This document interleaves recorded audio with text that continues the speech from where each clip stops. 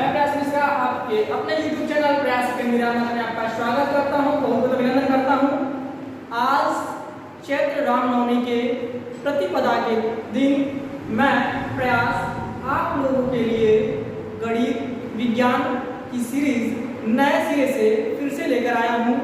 आइए आज टॉपिक देखते हैं।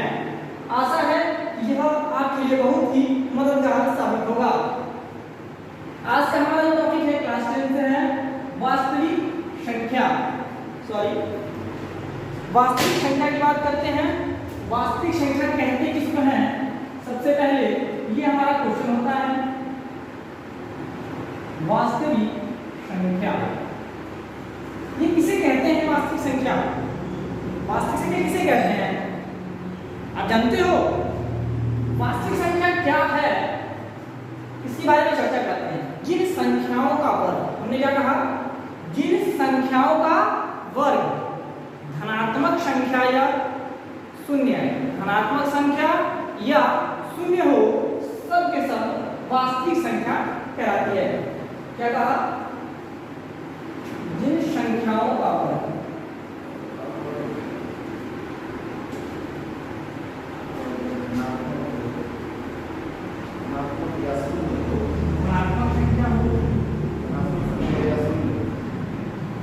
या शून्य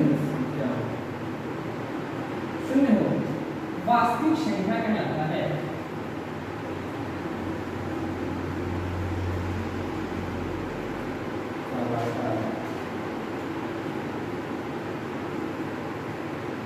वास्तविक संख्या कहलाता है ये कहते हैं। एग्जांपल देखते हैं। जैसे कि हमने कहा 2 का वर्ग, 2 का वर्ग कितना आएगा? 4। ये पॉजिटिव संख्या है, धनात्मक संख्या है, वास्तविक संख्या होगा। ठीक है। हमने कहा -2 का वर्ग, ये क्या आएगा? 4। ये भी पॉजिटिव है, वास्तविक संख्या हमारे पास आएगा। हमने कहा कड़ी में 3 का वर्ग, क्या आएगा? 3 का वर्ग, कड़ी हमारी हट जाएगी, बचा 3। 3 क्या है? पॉजिटिव है, धनात्मक संख्या। 1/3 का वर्ग हम बात कर लेते हैं। 1 का वर्ग है, 3 का वर्ग 9। यह भी क्या आया? धनात्मक संख्या। ये भी क्या होगा? वास्तविक संख्या। ठीक है।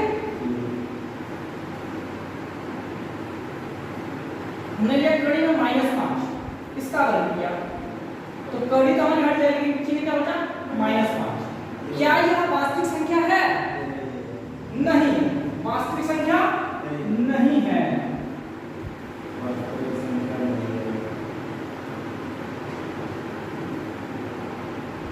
वास्तविक संख्या नहीं। क्यों नहीं है? क्योंकि इस संख्या का वर्ग ऋणात्मक, क्या है? ऋणात्मक है। तो कड़ी में -5 वास्तविक संख्या नहीं है। वास्तविक संख्या नहीं तो कौन सी संख्या है? यह हम आगामी क्लास में पढ़ेंगे, आगामी कक्षाओं में पढ़ेंगे। इस संख्या को कड़ी में -5 को हम बोलते हैं काल्पनिक संख्या। काल्पनिक संख्या क्या बोलेंगे इसको?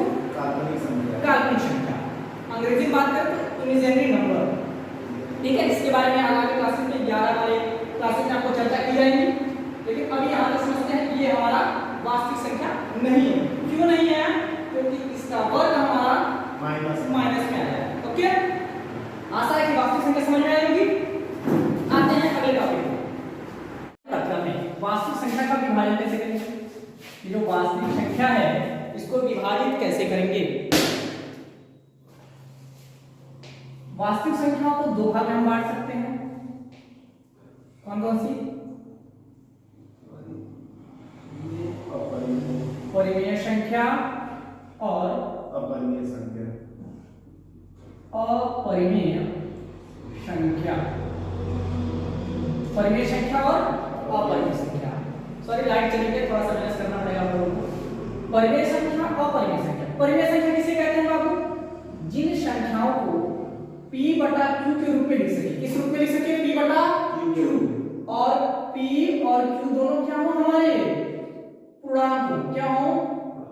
पूर्णांक। पूर्णांक क्या होंगे? आगे चर्चा करूंगा। पूर्णांक के बारे में आगे चर्चा किया जाएगा। आप लोग यहाँ p/q के रूप में लिख सके, यानी कि भिन्न के रूप में लिख सके। जो हर है यानी कि Q जो है वो बराबर नहीं होना चाहिए किसके, 0। Q बराबर नहीं होना चाहिए किसके, 0 के, जिसे हम इस प्रकार से लिख सकते हैं। और Q हमारा 0 के बराबर नहीं है, उसे हम परिमेय संख्या कहते हैं।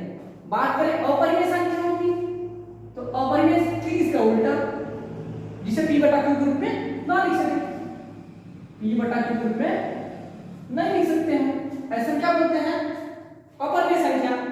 ठीक है, अब आगे बढ़ते हैं। परिमेय संख्याओं के विभाजन में कुछ संख्याएं देख लेते हैं, जैसे कि कड़ी में 2, कड़ी में 3, कड़ी में 5 इत्यादि संख्याएं अपरिमेय संख्या कहलाती हैं। और परिमेय संख्याओं की बात कर ले, परिमेय संख्याओं में हमने -2, -1, 0, 1/2, 1, 5 ये जो संख्याएं हैं इसी आती रहेंगी, और भी संख्याएं, ये सब क्या है, परिमेय संख्या। परिमेय संख्याओं के विभाजन की बात करो तो इन्हें दो भागों में बांटा गया है, पूर्णांक और भिन्न। पूर्णांक संख्या के बारे में बांटा गया है, पूर्णांकों के, ये पूर्णांक संख्या है, और ये भिन्न संख्या। भिन्न संख्या की बात करें तो जो बटा मिलते हैं, बटा 2, 3/5,